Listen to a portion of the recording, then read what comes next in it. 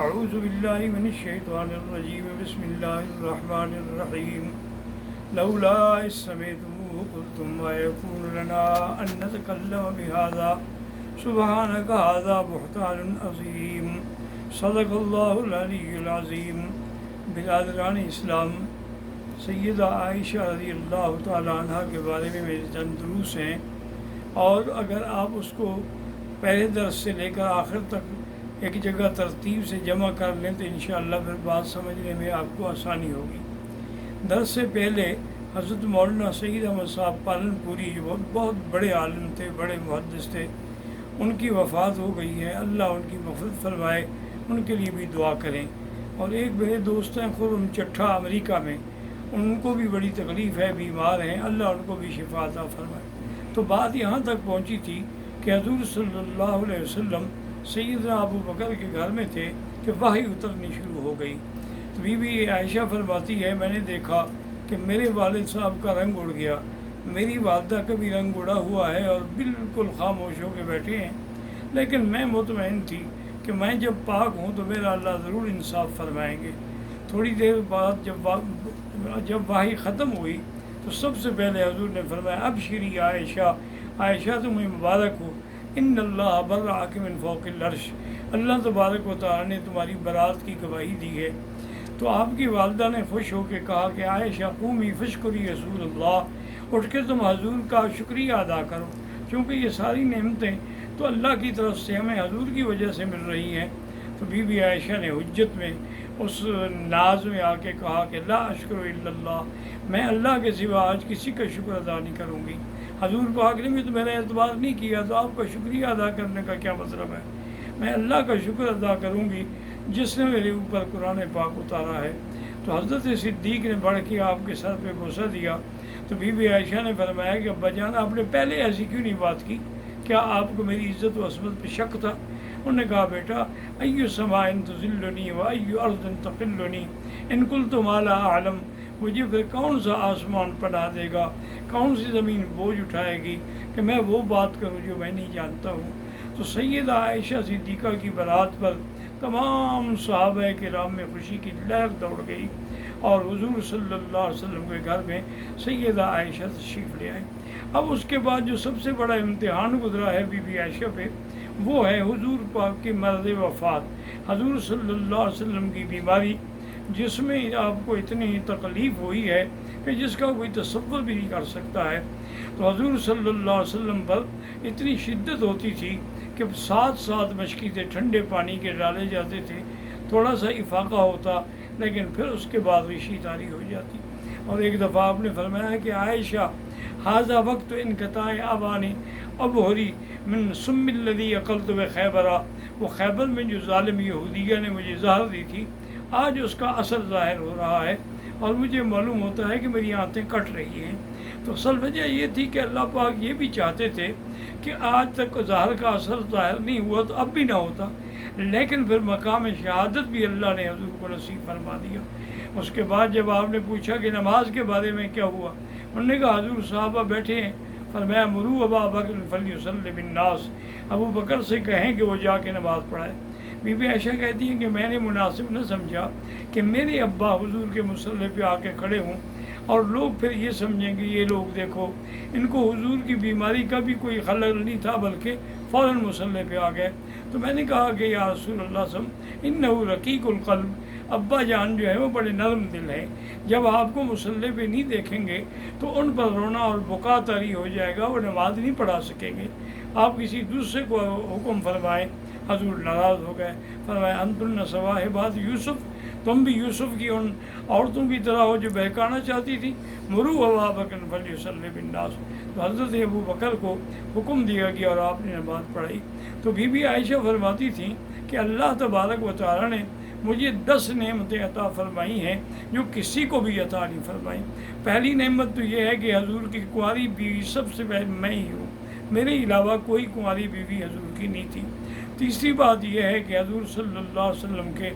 گھر میں میری تربیت ہوئی ہے، اور تیسری بات یہ ہے کہ نوبہ بھی میرا تھا، گھر بھی میرا تھا، اور ما بین سحری و نہری، حضور نے میری گردن کے نیچے اپنا سر مبارک رکھا ہوا تھا اور اللہ سے دعائیں مانگ رہے تھے، اللہم الرفیق الاعلیٰ، اللہم الرفیق الاعلیٰ۔ اس کے بعد میرے بھائی عبد الرحمن آئے، ان کے ہاتھ میں مسواک تھا، حضور نے مسواک کی خواہش کا اظہار کیا، میں نے بھائی سے مسواک لے کے جب پیش کیا تو حضور نے فرمایا کہ عائشہ اس کو تم دانتوں میں نرم کر دو، اب مجھے اتنی ہمت نہیں ہے کہ میں دانتوں سے نرم کر سکوں۔ تو فرماتی ہے کہ اللہ کی شان ہے کہ میں نے وہ مسواک نرم کر کے دیا تو آخر وقت میں اللہ نے جو حضور کے اندر گئی ہے وہ میری ریکھ ہے، یعنی میرا لعاب ہے جو حضور صلی اللہ علیہ وسلم کے بطن میں داخل ہوا ہے۔ تو بی بی صاحبہ فرماتی تھی کہ یہ مقام اللہ تبارک و تعالیٰ نے مجھے عطا فرمایا، اور یہ مقام بھی مجھے عطا فرمایا کہ یوسف علیہ السلام پہ الزام لگا، ایک بچے نے گواہی دی،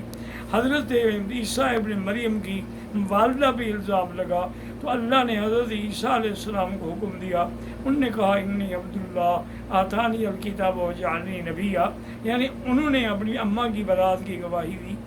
لیکن جب ظالموں نے سیدہ عائشہ صدیقہ پہ الزام لگایا تو اللہ تبارک و تعالیٰ نے خود برات کا اعلان فرمایا، کیونکہ حضور کی عصمت پر اگر اعتراض آ جاتا، حضور کی عظمت پہ اگر اعتراض آ جاتا، اگر بی بی کی برات سے حضور صلی اللہ علیہ وسلم کی شان جو تھی وہ مزید بڑھ گئی۔ اللہ تبارک و تعالیٰ نے یہ بھی فرما دیا کہ جن لوگوں نے تہمت لگائی ہے ان سے کہا جائے کہ وہ فوراً گواہ پیش کریں، اگر وہ گواہ پیش نہ کریں تو ان کو حد تہمت لگانے کی حد 80 کوڑا جاری کی جائے گی۔ تو بعض صحابہ کو جو بیچارے غلط فہمی سے اس کا شکار ہو گئے تھے ان کو بھی اس حد کا شکار ہونا پڑا، یعنی بی بی عائشہ کی گواہی۔ اور بی بی عائشہ فرماتی ہیں یہ شرف بھی مجھے ملا ہے کہ اللہ نے میرے حجرے کو حضور پاک کی قبر مبارک کی جگہ بھی بنائی۔ حضور صلی اللہ علیہ وسلم میرے حجرے میں ہی دفن ہوئے۔ جب حضور دفن ہو گئے حضرت صدیق روتے ہوئے آئے اور مجھے کہا کہ عائشہ ھذا اول قمر الذی نظر فی بیتک، یہ وہ پہلا چاند ہے جو تم نے خواب دیکھا تھا نا کہ 3 چاند اترے ہیں اور میرے حجرے میں آئے ہیں، آج پہلا چاند تو داخل ہو گیا ہے، اب باقی 2 کا تم انتظار کرو۔ بی بی صاحبہ فرماتی ہیں کہ یہ شرف اور کسی کو نہیں ملا، اور کسی بیوی کو نہیں ملا کہ گھر بھی میرا ہو، نوبہ بھی میرا ہو، باری بھی میری ہو، اور ما بین سحری و نہری حضور پاک کا سر مبارک میرے سینے پہ رکھا ہوا ہو۔ بی بی صاحبہ فرماتی ہیں آپ انگلی کھڑی کر کے کہتے اللہم الرفیق الاعلیٰ، اور یہ کہتے ہوئے حضور کا ہاتھ مبارک نیچے گر گیا۔ میں سمجھ گئی کہ حضور پاک کی وفات ہو گئی ہے، اور حضور صلی اللہ علیہ وسلم کی روح مبارک نے جب پرواز کیا تو بی بی عائشہ فرماتی ہیں کہ میرا کمرہ جو تھا وہ خوشبو سے بھر گیا، میں نے زندگی میں ایسی خوشبو کبھی نہ سونگھی تھی نہ دیکھی تھی۔ تو یہ بھی دراصل سرکار دو عالم صلی اللہ علیہ وسلم کا اعزاز و اکرام تھا۔ اس میں کوئی شک نہیں ہے کہ بعد میں اللہ تعالیٰ انبیاء علیہم السلام کو حیات عطا فرماتے ہیں، اور ان کا جسد مبارک جو ہے وہ ہمیشہ مٹی سے محفوظ رہتا ہے، حتیٰ کہ حضور نے فرمایا ان اللہ حرم اجساد الانبیاء علی الارض، اللہ تبارک و تعالیٰ نے انبیاء کے جسوں کو مٹی پہ حرام کر دیا ہے، وہ انبیاء علیہم السلام کے بدن کو چھیڑ نہیں سکتے ہیں۔ تو یہ مقام بھی انبیاء علیہم السلام کو ملا ہے۔ اس کے بعد بھی بی بی عائشہ ہر سال حج کرتی رہی، ہر سال عمرے کرتی رہی، اور بی بی عائشہ کا تقدس یہ تھا کہ آپ حالت احرام میں بھی طواف کرتے ہوئے چہرے سے کپڑا نہیں ہٹاتی تھی، چہرے پہ آپ کا کپڑا رہ جاتا تھا۔ اور آپ دیکھتی ہیں کہ حجر اسود پہ رش زیادہ ہے تو اپنی ساتھ جو سہیلیاں تھیں ان کو کہتی کہ میں بوسہ نہیں دیتی، میں لوگوں کے رش کے اندر اختلاط کر کے بوسہ دوں یہ مجھے گوارا نہیں ہے، یا تو رش کم ہوگا، اللہ نے مجھے موقع دیا تو مجھے بوسہ نصیب ہو جائے گا، ورنہ میں رش میں کبھی نہیں جاؤں گا۔ بی بی کو اپنی عزت و عصمت کا اس وقت بھی یہ خیال تھا۔ اور اسی طرح سیدہ عائشہ کی عمر 67 سال تھی جب آپ 27 رمضان کی رات میں وفات ہوئی۔ آپ بھی رمضان المبارک میں وفات ہوئی ہے، اور وفات مدینہ منورہ میں ہوئی ہے۔ سارے انتظامات سیدنا معاویہ رضی اللہ تعالیٰ عنہ نے کیے، سیدنا علی رضی اللہ تعالیٰ عنہ نے کیے، لیکن آپ کی نماز پر امام جو ہیں وہ سیدنا ابی ہریرہ ہیں رضی اللہ تعالیٰ عنہ، ان نے نماز پڑھائی۔ شاید یہی نسبت ہو کہ حضور کے صحابہ میں سب سے زیادہ روایت کرنے والے ابو ہریرہ ہیں، اور اسی طرح خواتین میں سب سے زیادہ روایت کرنے والی بی بی عائشہ ہیں کہ بی بی عائشہ نے 2010 حدیثیں حضور سے روایت کی ہیں، جن میں 786 جو ہیں وہ صحیح ہیں، یعنی بخاری اور مسلم کے اندر موجود ہیں۔ تو یہ مقام جو تھا یہ بھی بی بی عائشہ صدیقہ کو ملا، اور انہیں جنت البقیع الغرقد میں دفن کیا گیا۔ اسی طرح ایک دفعہ مولانا رومی رحمۃ اللہ علیہ نے ایک مکالمہ لکھا ہے کہ بیٹی اور ماں کے درمیان میں مکالمہ ہوا۔ بی بی فاطمہ کہنے لگی کہ اماں جان، آپ ویسے تو قرآن پاک کے حکم کے مطابق میری ماں ہیں، لیکن میری شان تم سے زیادہ ہے۔ بی بی عائشہ نے فرمایا کہ وہ کیسے؟ انہوں نے کہا نا بنت رسول اللہ، میں اللہ کے نبی کی بیٹی ہوں، تم زیادہ سے زیادہ ابو بکر کی بیٹی ہو، ایک صحابہ کی بیٹی ہو، ایک صحابی کی بیٹی ہو، لیکن میں تو اللہ کے نبی کی بیٹی ہوں۔